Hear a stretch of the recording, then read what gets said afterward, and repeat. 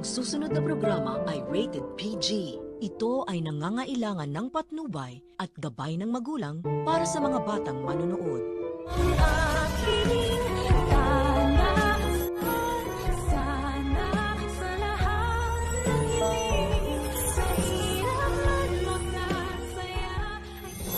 Mukhang hindi pa talaga masisiwalat ang katotohanan na hindi tunay na tanyag itong si Zoe at ang tatay niya ay si Carlos. Pagkat ito nga kasing si Lolo Pepe na kinidnap ni Moira at pinagkatiwala kay Balahadja ay mapapahamak pa yata dahil pagtapos nga siyang tangkaing patakasin ng pulis na si Vasquez ay nahuli sila ni Balahadja at walang harabas ngang pinagbabaril ang kapwa niya pulis, habang si Lolo Pepe naman ay dinala niya sa isang bakanting lote at pinagpukay ng lupa. Nang makaramdam naman na ng pagod at uhaw ang matanda, ay nag-request ito sa police officer ng tubig. Ngunit dahil halanga ang bitukan nitong si Balahadja katulad ni Moira, kaya sinabihan niya ang matanda na hindi na daw yun kailangan dahil tatapusin niya na rin daw ang paghihirap nito. Sabay tutok nga ng baril kay Lolo Pepe. Kung sa bagay wala na kasing ibang maisip na eksena itong sila Direk. Kailangan nga naman nilang umisip ng paraan kung paano pa nila mas mapapaikot-ikot ang istorya at mas mapapahaba pa ng tuluyan. Sa kabilang banda, lumakas ang kutob ni Annalyn na hindi nag-iisa si Moira sa ginawa niyang pagkidnap sa Lolo Pepe niya. Dahil napatunayan ni Nurse Karen na nagsisinungaling si Zoe sa mga alibay niya kay Annalyn. Sabi nga daw kasi ni Luke na nung araw na hinahanap ni Annalyn si Zoe ay buong araw daw itong missing in action sa Apex. Taliwas sa sinabi ni Zoe na nagkakape daw sila nun ni Luke. Kaya hindi tuloy tumitigil ang batang doktora hanggat hindi siya nakakakalap ng ebidensya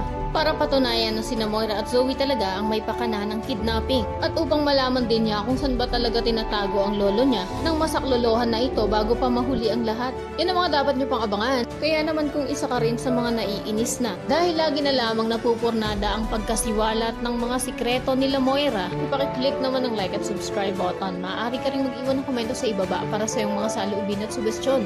Maraming salamat sa iyong panonood.